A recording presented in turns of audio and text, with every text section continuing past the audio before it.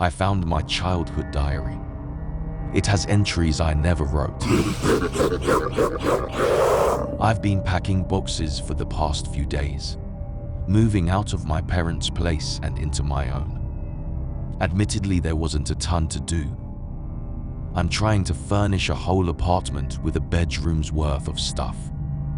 It's strange how it can seem like you own so many things until you move to a larger space. Suddenly, all of the things that spent years next to each other have a whole new open area to be spread across. There was one box that was nearly forgotten because it wasn't a newly packed box. It was a box backed by my parents years ago.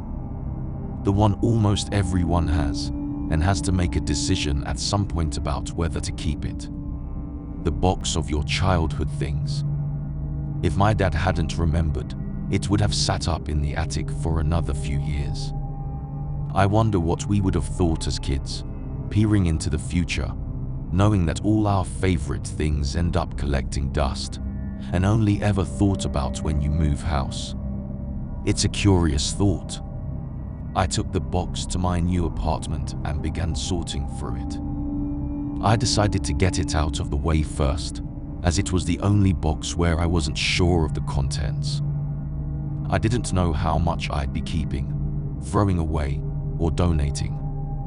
Putting everything into 3 piles was difficult and emotional, but I was able to make a decision for most things. To say it opened a gateway back into my childhood would be wrong, as it didn't. A gateway would imply I could walk through and live it again. What it provided was a window, one which I could only look through and never open. But what a beautiful, crystal clear window it provided. Sorting through that box was one of the happiest moments of the past few years. Until I got to the end. Perhaps the reason I'm focusing so much on happiness is that I am afraid to continue this story. The final item in the box was a diary. My diary. It was pink and shiny. Cliché, but all the TV shows had this sort of thing in, so it's what I wanted as a kid. I never stuck to many things in my childhood, and this was no different. I used it for about half a year, and even then I missed about half the days. So even after 6 months, it would have only had about 100 entries. I sat there and read every single one, each dated about 10 years ago, and each one making me happier. But the smile dropped from my face when the dates crossed the threshold of impossibility. 2 years ago. Dear Diary, I totally forgot about this. My dad got a new job recently and had to store some of his old work stuff in the attic. I helped and found this while up there. Reading through the old entries was enchanting, to say the least. Maybe I'll come back sometime and write more. Alicia. My handwriting, my name. But I hadn't been up here 2 years ago. My dad didn't get a new job 2 years ago. It didn't make sense. I wasn't exactly scared at that point. I didn't know what to think. I was just confused, and so I read on. 1 year ago. Dear Diary, this again. Although, I don't remember writing that last year. How strange. Was still cool to read through all of this though. I've just moved out and found this in a box of old stuff. Good job my dad reminded me about it. I'm hoping that living alone isn't as scary as it seems. I suppose only time will tell. Future me, you got this. Alicia. How could this be dated a year ago?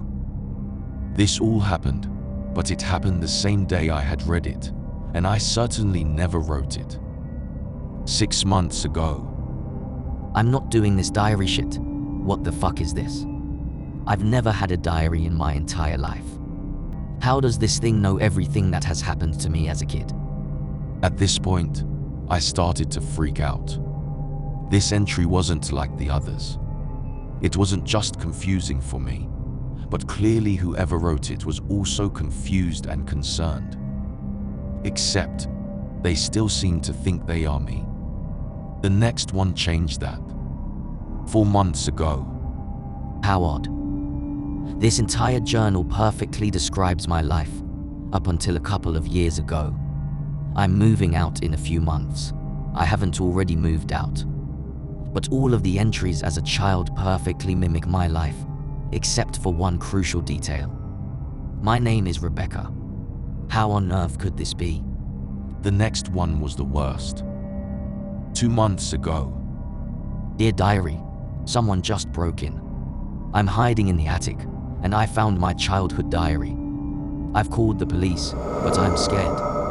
I just need to take my mind away from this. The police wanted me to stay on the phone, but I was afraid of making noise. I can hear them downstairs. I hope I get to read this again soon. Writing this makes me feel like I'm going to be okay. It turns this into a memory and not a final day. I wish I had time to read the past entries, but I don't. I promise I will soon. I just hope that I manage to. The entry ended there. It's covered in dry blood. At this point, I was physically shaking. But I felt like I had the duty to continue this, and so I did. I took out a pen and wrote, "Dear diary, I don't know what this thing is. Will I remember writing this? What kind of power this book has is beyond me. But whatever is going on, I don't like it. I died. I moved out a year ago. My dad got a new job 2 years ago. My name is Rebecca. None of it makes any sense. My pen ran out of ink, so I went looking for another one. I intended to finish the entry, but when I returned, the journal was gone. I wonder where it went.